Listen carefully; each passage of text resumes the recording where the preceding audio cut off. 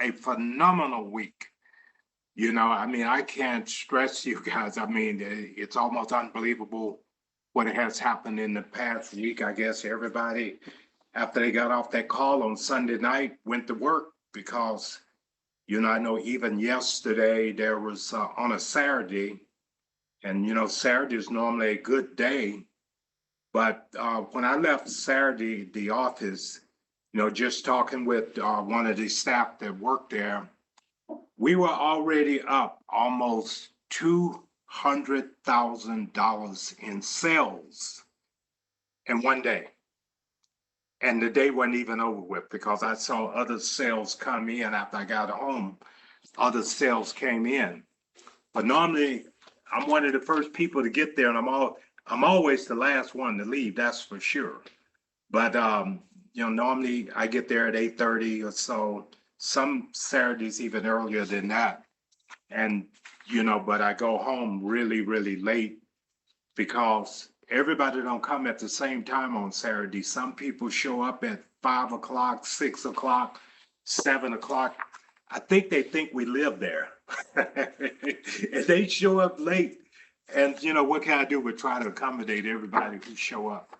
And you know, but the past week, every single day just been absolutely amazing. And I think all of you can give yourselves a big round of applause for that because it's definitely happening in a big, big way. Here's the thing that I hear a lot of people say, and I talked to a lot of people even throughout today. Some people seem to think that the products are priced too high.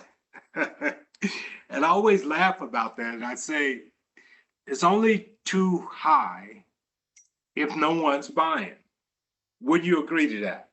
It's only priced too high if no one's buying.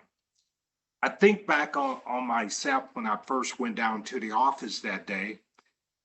I had some idea the price range that I was going to have to spend to buy a mattress, a couple pillows. I had some idea because I've been looking at mattresses and pillows for some time. So now I spent $8,000 that day. My wife said, "Oh, we're gonna buy this, this, and that. What do you think?" I said, "Just pay for it and let's get out of here." I was in a hurry to leave. I had no idea there was any kind of compensation tied to it whatsoever. But all I know is that I was going to spend some money on a mattress and pillow because I felt as though it was something I needed. That's why I did it. And then I found out that there was other people out there were just like me. They would spend the money on it if it was something they sincerely felt as though they needed. Putting all business aside, because it wasn't about business, it was about my health at the time. I needed a mattress. I needed a decent pillow. That's why I was buying. And so I bought that day. And then I look at the number of people who came behind me and they bought and they bought and they bought and they bought because they felt as though there was a need. And without ever talking about compensation or any of the other stuff, they were sold. They were sold on based upon what the product could potentially do for them. That's what got them excited about the whole thing.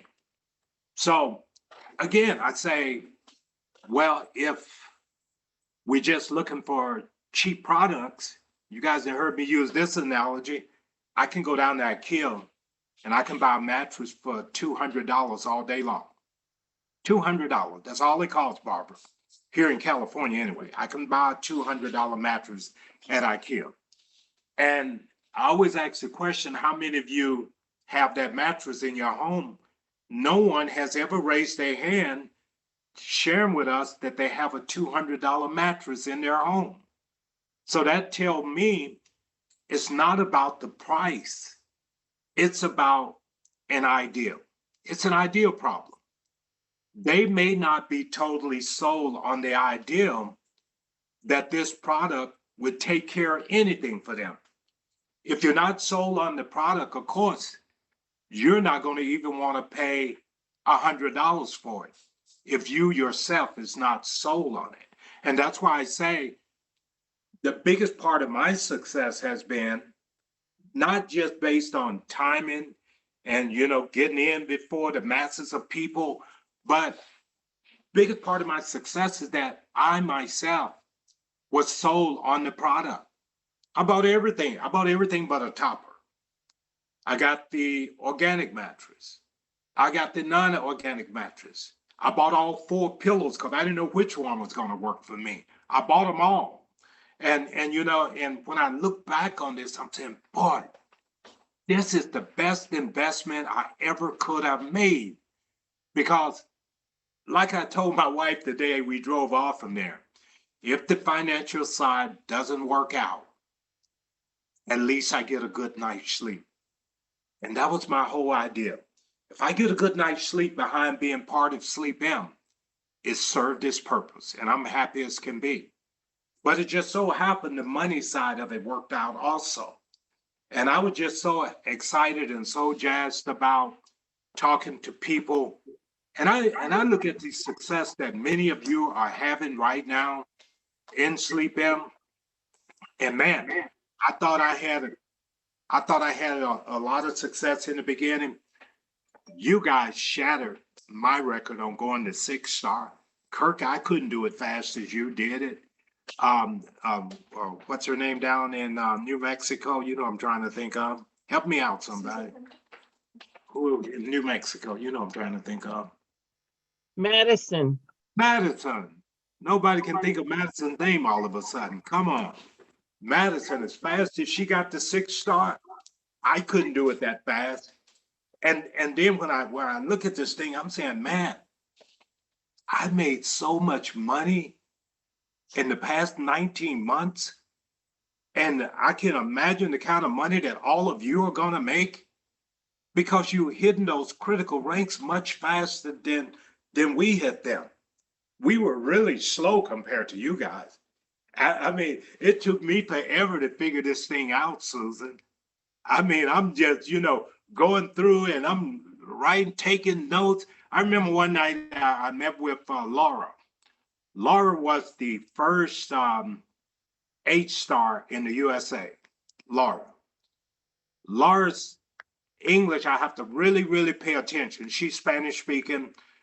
We all went to dinner one night and I'm writing down on the napkin everything that Laura is telling me.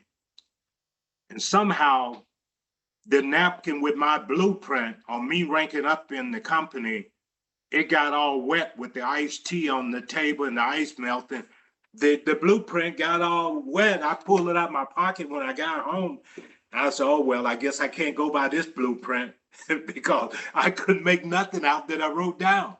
And I look at this. I go next door to Mr. Lee. Mr. Lee is Chinese speaking.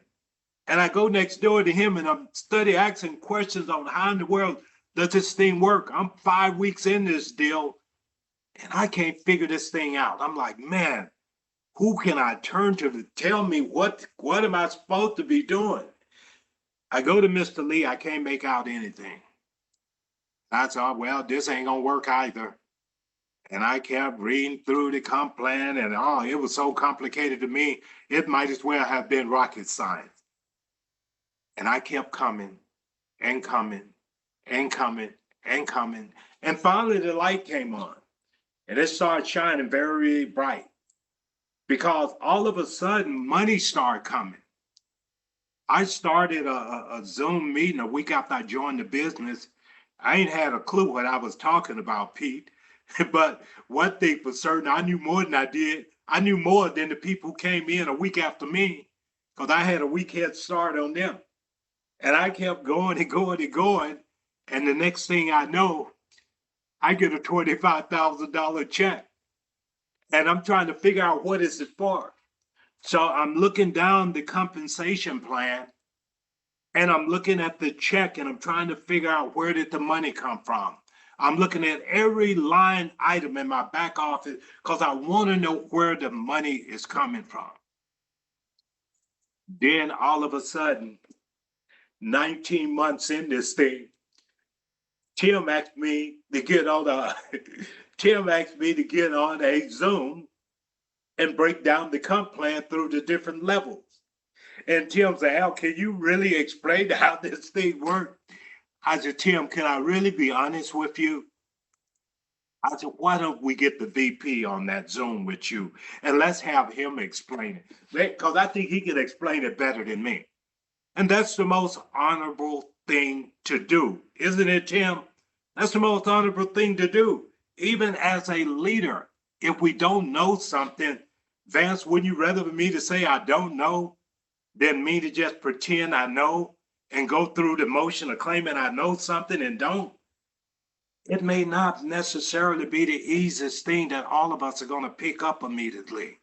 But one thing about it, the basic elementary things on what we should be doing is still in place here. We know we have to build a team. All of us who have been in networking for a while, we know we have to go out and build a team. And it's okay if we don't understand everything at once. It's okay. We all learn together. We all grow together as a team.